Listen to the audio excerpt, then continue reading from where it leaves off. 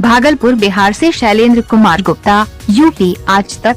भागलपुर 2 अक्टूबर 2023। जिनका जन्म भारत में हुआ है वे भाग्यशाली हैं। देवता भी यहाँ अवतरित होना चाहते हैं। लोगों की इच्छा होती है अगर जन्म ही लेना है तो भारत में हो। उक्त बातें राष्ट्र सेविका समिति सह सरकार्यवाहिका सुनीता हल्देकर ने कही। वे आनंदराम ढांडनिया सरस्वती विद्या मंदिर भागलपुर में मातृशक्ति सम्मेलन कार्यक्रम को संबोधित कर रही थी। सुनीता हल्देकर ने कहा कि जब ब्रह्मा जी ने सृष्टि का निर्माण किया तो देवर्षि नारद ने पूछा कि इतनी बड़ी सृष्टि कैसे संचालित होगी। इस पर ब्रह्मा जी ने ईश्वरीय शक्ति ही समस्त सृष्टि का संचालन करेगी। उन्होंने कहा कि भारतीय संस्कृति अखंड और अक्षुण्ण है। यहाँ का अतीत काफी गौरवशाली रहा। यहाँ के अतीत और संस्कृति को नष्ट करने का काफी प्रयास किया गया लेकिन कोई इसे नष्ट नहीं कर सका। उन्होंने कहा कि भारत में मातृ शक्ति की पूजा होती है। मातृशक्ति का योगदान भारत को समृद्धि व संस्कृति की रक्षा में काफी रहा है। उन्होंने महाराणा प्रताप के एक प्रसंग को बताते हुए कहा कि जब उन्हें लगा कि अब हम अकबर से पराजित हो जाएंगे तो उन्होंने अकबर के सामने संधि करने के लिए एक पत्र लिखाना शुरू कर दिया। इसी दौरान उनकी बेटी चंपा आई तो कहा कि घास की रोटी खाकर युद्ध लड़ने वाले महान क्रांतिकारी को अकबर के सामने संधि करना शोभा नहीं देता। उस समय चंपा मात्र 7 वर्ष की थी। उन्होंने स्वामी विवेकानंद को याद करते हुए कहा कि गेरुआ वस्त्र में संपूर्ण विश्व में भारतीय संस्कृति का पताका पहुंचाने वाले के आदर्शों पर यह देश चलता है। यहाँ की संस्कृति सर्वभवन्तु सुखिन पर आधारित है। उन्होंने कहा कि भारत रूपी वृक्ष की जड़ यहाँ का जीवन मूल्य है जो हिंदुत्व पर आधारित है, जो हमें चरित्र निर्माण की भी सीख देती है। चरित्र निर्माण में मातृ शक्ति की काफी भूमिका है। हिंदुत्व ही सबको एक साथ चल सकता है। सुनीता हल्देकर ने कहा कि भारत में संयुक्त परिवार की प्रथा है। संयुक्त परिवार से ही देश समृद्ध होता है। देश को कमजोर करने के लिए कुछ विदेशी शक्ति तो कुछ अपने देश की देशद्रोही शक्ति संयुक्त परिवार को नष्ट करवा रही है। युवाओं को व्यसन की ओर प्रेरित कर रही है।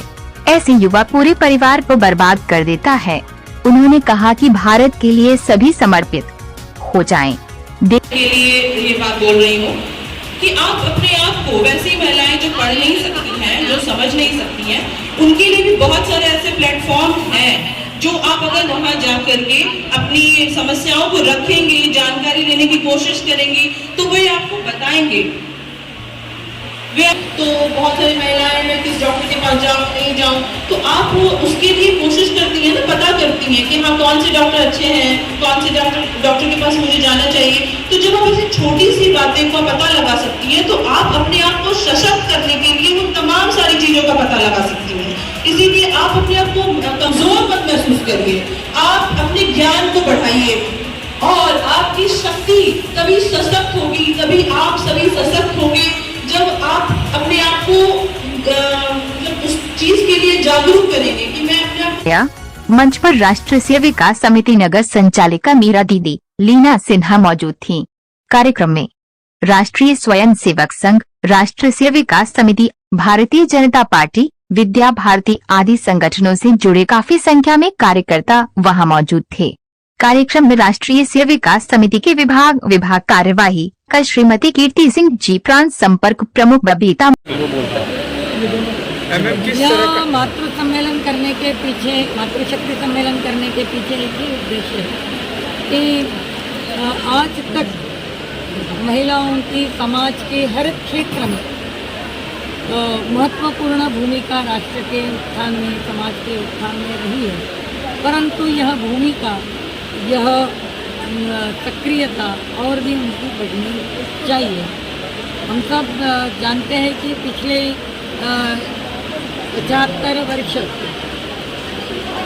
हमारे देश में जो हमारा जो मूल जो परिचय है, हमारा जो मूल अस्तित्व है, कहीं तो भी हमें उसका विस्मरण हुआ और इसीलिए जो पाश्चात्य चिंतन है, इस चिंतन के आधार पर भी हमारा जो मूल चिंतन है, हमारा जो मूल नैरेटिव है, इस नैरेटिव को हम भूलते जा रहे हैं।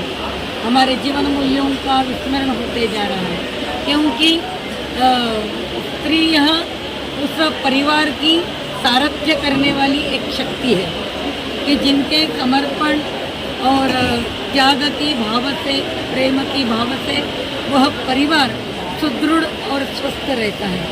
और इसीलिए आज हमारी इस व्यवस्था को फिर से हमें बनाए रखने की आवश्यकता है और इसी दृष्टि से हमने यह सम्मेलन, मेरा नाम सुनीता हल्देकर है और मैं अखिल भारतीय सह कार्यवाहिका हूँ राष्ट्र सेविका समिति।